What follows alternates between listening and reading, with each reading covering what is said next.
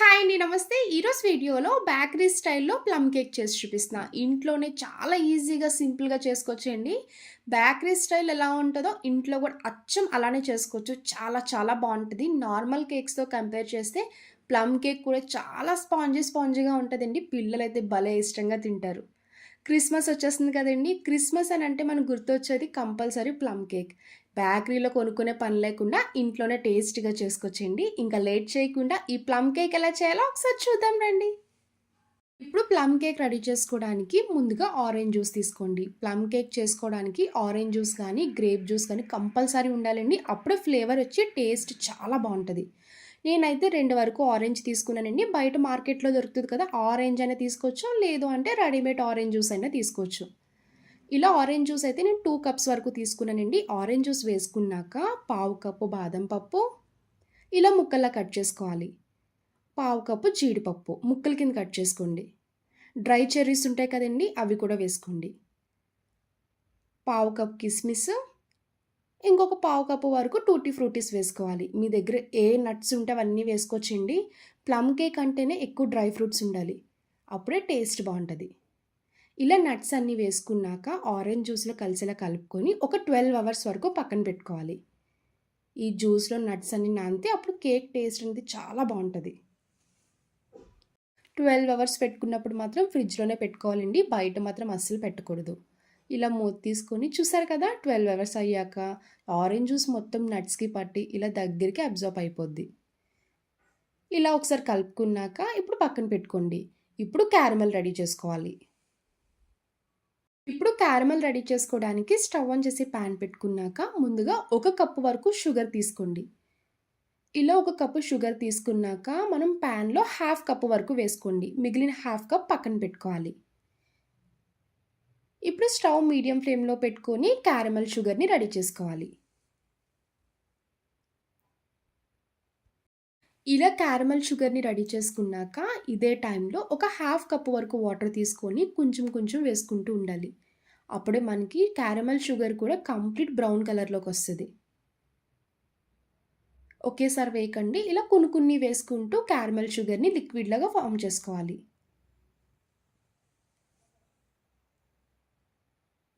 ఇలా కలుపుతూ ఉంటే సరిపోద్ది. క్యారమెల్ షుగర్ ఇలా రెడీ చేసుకున్నాక ఇంకా స్టవ్ ఆఫ్ చేసుకోవాలి. ఇలా క్యారమెల్ రెడీ చేసుకున్నాక కంప్లీట్‌గా చల్లారపెట్టుకోవాలి. ఇప్పుడు ఈ క్యారమెల్ పక్కన పెట్టుకొని ఇలాంటి ఒక మిక్సీ జార్ తీసుకోండి. స్టార్టింగ్ కొంచెం షుగర్ సెపరేట్ చేసుకున్నాం కదండీ! ఆ షుగర్ హాఫ్ కప్ కూడా ఇలా మిక్సీ జార్‌లో వేసుకోవాలి. పావు కప్పు వరకు ఫ్లేవర్‌లెస్ ఆయిల్ వేసుకోండి. సన్‌ఫ్లవర్ ఆయిల్ అయినా వేసుకోవచ్చు. లేదు అంటే బటర్ కూడా కరిగించి వేసుకోవచ్చు. బటర్ వేయడం వల్ల కూడా టేస్ట్ బావుంటది. అదే కప్‌తో పావు కప్పు వరకు మిల్క్ వేసుకోండి. మిల్క్ వేసుకున్నాక 2 యాలక్కాయలు, 1 లవంగం, చిన్న సైజు వరకు దాల్చిన చెక్క వేసుకోండి. ఈ 3 కంపల్సరీ వేయాలండి. అప్పుడే మీకు ప్లమ్ కేక్ ఫ్లేవర్ తెలుస్తది. ఇలా ఇవన్నీ వేసుకున్నాక మూత పెట్టుకొని మెత్తగా ప్యూరీ కింద మిక్సీ చేసుకోవాలి. ఇప్పుడు కేక్ బ్యాటర్ రెడీ చేసుకోవడానికి ఇలాంటి ఒక మిక్సింగ్ బౌల్ తీసుకొని స్ట్రెయినర్ పెట్టుకోండి. పిండి కంపల్సరీ జల్లించుకోవాలి. ఏ కప్‌తో పంచదార తీసుకున్నామో అదే కప్‌తో కప్పున్నర వరకు మైదా వేసుకోండి. 2 స్పూన్స్ వరకు కోకో పౌడర్ వేసుకోవాలి. కోకో పౌడర్ వేయడం వల్ల కేక్ లుక్ చూడడానికి చాలా బావుంటది. పక్కా ఇంక బేకరీ స్టైల్‌లోనే ఉంటదండి. చాలా బావుంటది. Half teaspoon baking soda, ఇంకొక హాఫ్ టీ స్పూన్ వరకు బేకింగ్ పౌడర్ వేసుకోవాలి. చాలామందికి 2 ఒకటేనా అనుకోవచ్చు. ఈ 2 సెపరేట్ ఉంటాయండి. బేకింగ్ సోడా సెపరేట్ ఉంటది. బేకింగ్ పౌడర్ అనేది సెపరేట్ ఉంటది. ఈ 2 మీకు కావాలనుకుంటే ఏ సూపర్ మార్కెట్‌లోనా దొరుకుతాయి. ఇలా ఇవన్నీ వేసుకున్నాక కంప్లీట్‌గా జల్లించేసుకోవాలి. చూడండి జల్లించుకోవడం వల్ల ఎక్స్‌ట్రాస్ ఏమన్నా ఉంటే ఇలా వచ్చేస్తాయి. ఇప్పుడు పిండి మొత్తం కలిసేలా ఒకసారి కలుపుకున్నాక ఇప్పుడు క్యారమెల్ వేసుకొని ఒకసారి కలుపుకోండి. క్యారమెల్ మొత్తం వేసేసుకోవాలి. ఇలా వేసుకున్నాక పిండిలో కలిసేలాగా కలుపుకోవాలి. క్యారమెల్ వేసుకొని ఇలా కలుపుకున్నాక ఇప్పుడు సోక్ చేసుకున్న ఆరెంజ్ జ్యూస్ వేసుకోండి.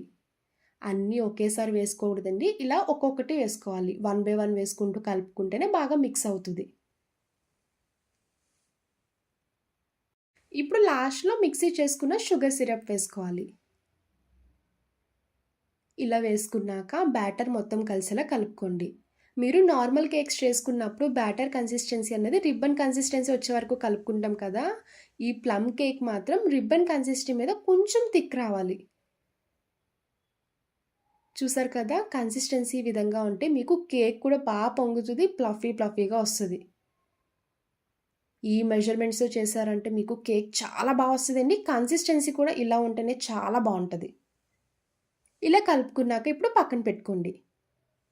మీ దగ్గర కేక్ ట్రే ఉంటే కేక్ ట్రే తీసుకోండి. లేదు అంటే ఇలాంటి అల్యూమినియం బౌల్ అయినా తీసుకోవచ్చు. అందరికీ బటర్ పేపర్ అవైలబుల్‌గా దొరకదు కదండీ! బటర్ పేపర్ లేని వాళ్ళు మాత్రం ఇలా హాఫ్ టీ స్పూన్ వరకు నెయ్యి అప్లై చేసుకోవాలి.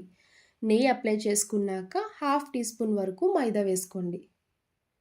మైదాతో ఇలా కోట్ చేయడం వల్ల కేక్ అంటుకోకుండా ఈజీగా ఊడొచ్చేస్తది. చూసారు కదా! ఇలా కేక్ ట్రే రెడీ చేసుకోవాలి. కేక్ పైన టూటీ ఫ్రూటీస్ వేయడానికి ఇలా ఒక పావు టీ స్పూన్ వరకు మైదా వేసుకొని కలుపుకోండి. టూటీ ఫ్రూటీస్ అంటుకోకుండా సెపరేట్‌గా వస్తాయి. అప్పుడు కేక్ మీద వేయడానికి కూడా చాలా బావుంటది. ఇప్పుడు రెడీ చేసుకున్న కేక్ బ్యాటర్ వేసుకోండి. ఇలా కేక్ బ్యాటర్ మొత్తం వేసేసుకున్నాక ఒకసారి కిందకి ట్యాప్ చేసుకోవాలి. లోపల లంప్స్ లాంటివి ఏమైనా ఉన్నా కూడా పోతాయి. ఇప్పుడు కేక్ పైన రెడీ చేసుకున్న టూటీ ఫ్రూటీస్ వేసుకోండి. పొడిపిండి వేసి కలపడం వల్ల చూసారు కదా! టూటీ ఫ్రూటీస్ కూడా అంటుకోకుండా దేనికది సెపరేట్ అయిపోతాయి. కేక్ పైకి పొంగాక ఇవేం కనిపించవండి. లాస్ట్‌లో గార్నిషింగ్‌గా ఇంకా డ్రై ఫ్రూట్స్ కూడా యాడ్ చేసుకోవచ్చు. చూడ్డానికి ఇంకా కనిపిస్తాయి. అంటే ఒక ఇడ్లీ పాత్ర తీసుకొని ముందుగా సాల్ట్ వేసుకోవాలి. నేను ఎప్పుడు కేక్స్ చేసుకున్నా సాల్ట్ కంపల్సరీ పక్కన పెట్టేసుకుంటానండి. అది మళ్ళీ మనం ఎప్పుడు కావాలనుకుంటే అప్పుడు ఇలా రీయూజ్ చేసుకోవచ్చు. ఇలా సాల్ట్ వేసుకున్నాక స్టాండ్ పెట్టుకోండి. ఈ స్టాండ్ మీద కేక్ బౌల్ పెట్టుకోవాలి. ఇప్పుడు స్టవ్ ఆన్ చేసుకొని సిమ్‌లోనే 15-20 మినిట్స్ వరకు బేక్ చేసుకోండి మూత పెట్టి. ఇలా కేక్ బేక్ అవుతున్నప్పుడే మిడిల్‌లో ఒకసారి మూత తీసుకొని చెక్ చేసుకోండి. చూడండి 80% అయితే కేక్ కంప్లీట్‌గా బేక్ అయిపోయింది. చూసారు కదా! పైకి పొంగింది. ఇప్పుడు పైన గార్నిషింగ్‌గా ఇంకా ఎక్స్‌ట్రా డ్రై ఫ్రూట్స్ యాడ్ చేసుకోండి. లుక్ వైస్ చూడడానికి చాలా కనిపిస్తది. తిన్నప్పుడు కూడా నట్స్ తగులుతుంటే చాలా టేస్టీగా ఉంటాయి. ఇలా డ్రై ఫ్రూట్స్ అన్నీ యాడ్ చేసుకున్నాక మళ్ళీ మూత పెట్టుకొని ఇంకొక 5 మినిట్స్ వరకు బేక్ చేసుకుంటే కేక్ కంప్లీట్‌గా రెడీ అయిపోద్ది.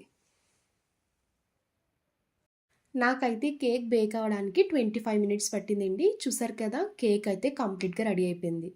మీరు కేక్ చెక్ చేసుకునేలా ఉంటే చాక్ లేదు అంటే ఇలా టూత్ పిక్‌తో చెక్ చేసుకోండి. అంటుకోకుండా ఊడొచ్చేసిందంటే కేక్ కంప్లీట్‌గా రెడీ అయిపోయినట్టే. చూసారు కదా! ఇప్పుడు ఇంకా మూత పెట్టుకొని స్టవ్ ఆఫ్ చేసుకోండి. కొంచెం చల్లగా అయ్యాక అప్పుడు కేక్ తీసుకోవచ్చు. కేక్ చల్లగా అయ్యాక చాక్ తీసుకొని ఎడ్జెస్‌ని సెట్ చేసుకోవాలి. అప్పుడు కేక్ అనేది ఈజీగా ఊడొచ్చేస్తది. చూసారు కదా! ఇలా ఎడ్జెస్‌ని చుట్టూరు మనం చాక్‌తో సెట్ చేసుకోవాలి. ఇప్పుడు రివర్స్ చేసుకోండి. చూడండి కేక్ అయితే చాలా ఈజీగా వచ్చేసింది కదా! చూడ్డానికి కూడా బేకరీలో కేక్ ఎలా ఉంటదో ఇంట్లో కూడా అలానే వస్తదండి. చూసారు కదా! చూస్తుంటేనే కేక్ తినాలనిపిస్తుంది. టేస్ట్ అయితే చాలా బావుంటదండి. డెఫినెట్‌లీ ట్రై చేయండి. ఫస్ట్ టైమ్ చేసేవాళ్ళు కూడా కేక్ చాలా చేస్తారు. ఇప్పుడు చాక్ తీసుకొని పీసెస్‌లా కట్ చేసుకోండి. ప్లమ్ కేక్ అంటేనే కంపల్సరీ ఆరెంజ్ జ్యూస్ కానీ, గ్రేప్ జ్యూస్ ఉండాలండి. అలానే డ్రై ఫ్రూట్స్ కూడా ఎక్కువుండాలి. అప్పుడే మీకు టేస్ట్ అనేది తెలుస్తది. కేక్ పీస్ తిన్నప్పుడు నోటికి నట్స్ తగులుతుంటే చాలా బావుంటదండి. పిల్లలైతే భలే ఎంజాయ్ చేస్తూ తింటారు. చూసారు కదండీ క్రిస్మస్ స్పెషల్ ప్లమ్ కేక్. నా వీడియో మీకు నచ్చితే లైక్ చేసి, అలానే మీ ఫ్రెండ్స్ అండ్ రిలేటివ్స్ అందరికీ షేర్ చేయండి. బాయ్ అండి. Thanks for watching.